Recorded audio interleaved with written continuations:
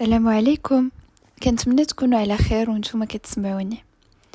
اليوم غادي نسافروا للنرويج، بلاد اللي معروفه بالطبيعه الخلابه ديالها والبحار، وبالضبط في العاصمه اوسلو، المدينه اللي حتى هي معروفه بالنظام والامان.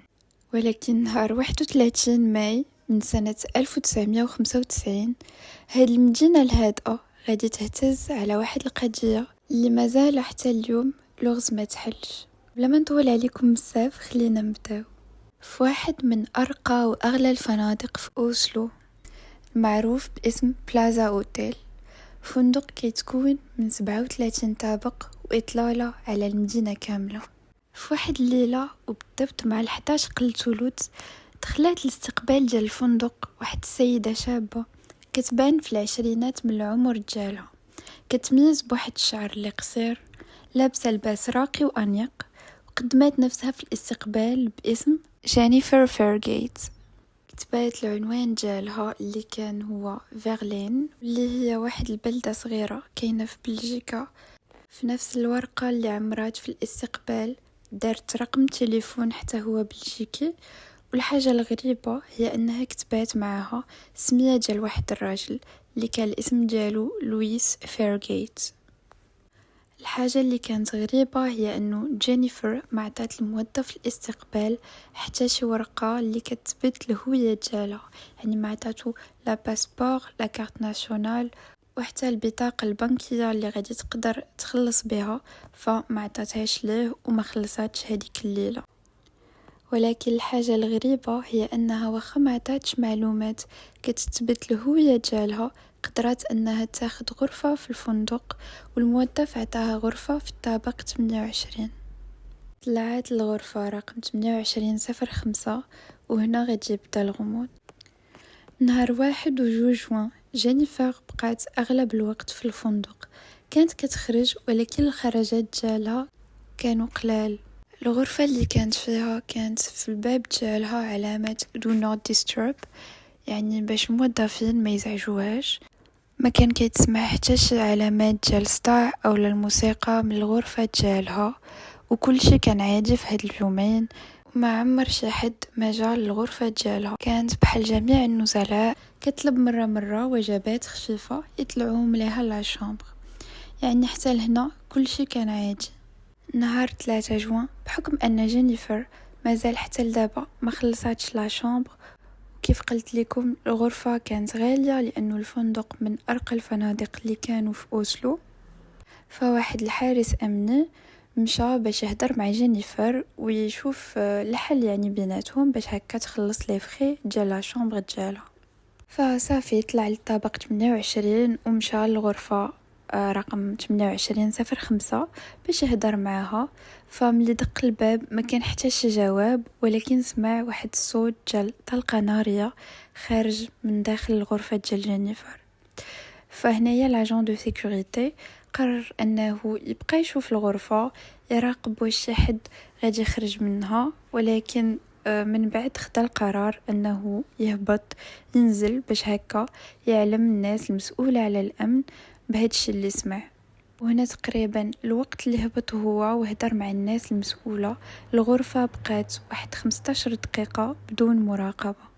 من بعد طلع الحارس الأمني ومعاه يعني المسؤول على الأمن باش يشوفوا شنو واقع داخل الغرفة ديال جينيفر. أول ملاحظة دارو هي أنه الباب كان مسدود من الداخل، ولكن المسؤول على الأمن قدر أنه يحلو.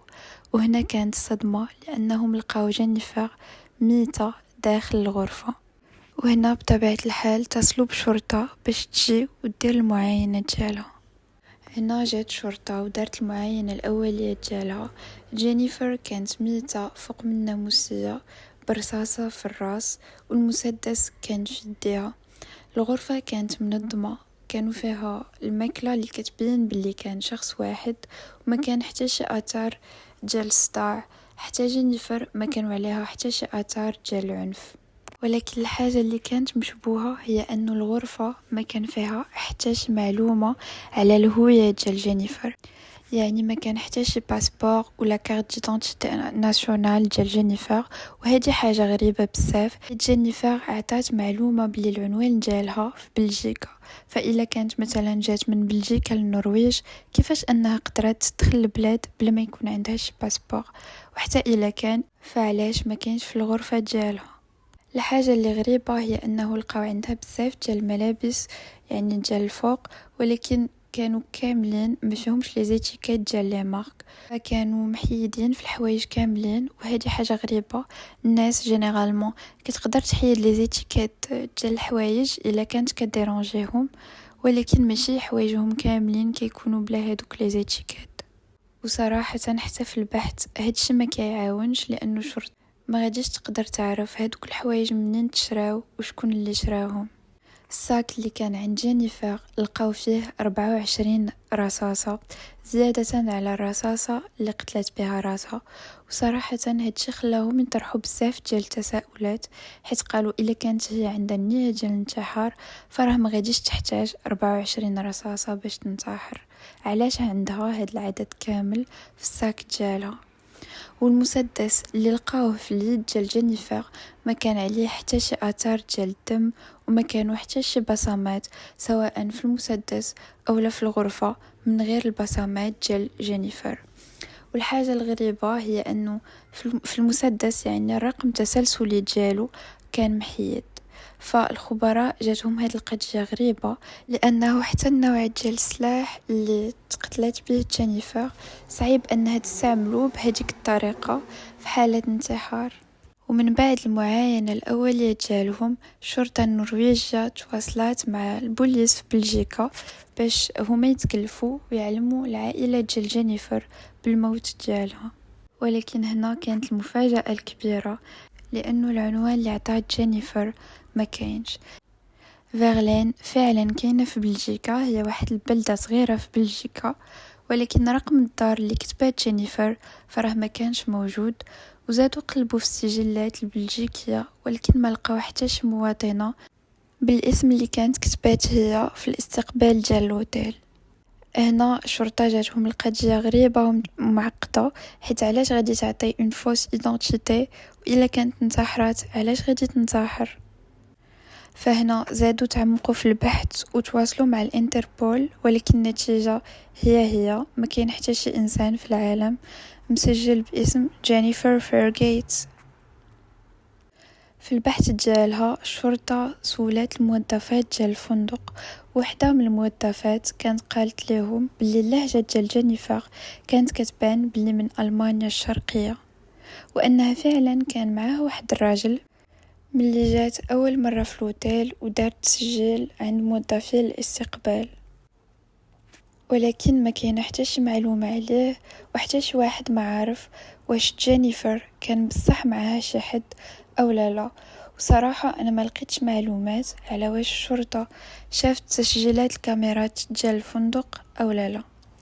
الجثة ديال جينيفر بقات عام كامل قبل ما يتسد البحث وتحسب على انه القضية انتحار. كاين واحد الصحفي مهتم بالقضية وكيقول بلي مستحيل انه جينيفر ما يكون كيعرفها حتى شي واحد في هذا العالم، فهو كل مرة كيكتب على القضية وكيأمل انه شي نهار يقدر يوصل المعلومات عليها ويهدر معاه شي حد اللي كيعرفها. هاد الصحفي مشى حتى لبلجيكا باش يبحث واش شي حد كيعرفها في فيرلين، ولكن مع الاسف البحث ما عطى حتى شي نتيجة. الجثة ديال جينيفر تدفنات بلا اسم، وكانوا خرجوها لأنه دابا العلم تطور ولو تقنيات جديدة فكان عندهم أمل يعرفوا شكون، ولكن مع الأسف واخا خداو عينات من الADN ديالها ما قدروش يحددوا الهوية ديال جينيفر. الحاجة الوحيدة اللي قدروا يتوصلوا ليها هي اللي جينيفر الأصل ديالها من ألمانيا باستعمال واحد التقنية كيعتمدوا فيها على الأسنان، وباللي العمر ديالها تقريبا 24 عام. فماشي غير الموت ديال جينيفر اللي لغز، حتى الهوية ديالها بقى لحد الآن مجهولة. شكون هي وعلاش عطات هاد الهوية؟ علاش اختارت أنها ما تقولش الهوية الحقيقية ديالها؟ علاش انتحرات الا كان القضيه انتحار، وعلاش تقتلات الا كان جريمه قتل. صراحه هاد الاسئله لحد الان مازال حتى شي حد ما قدر يجاوب عليهم. كنتمنى الحلقه تكون عجباتكم، خليو لي الاراء ديالكم في التعاليق، ونتلاقاو ان شاء الله في حلقه جديده.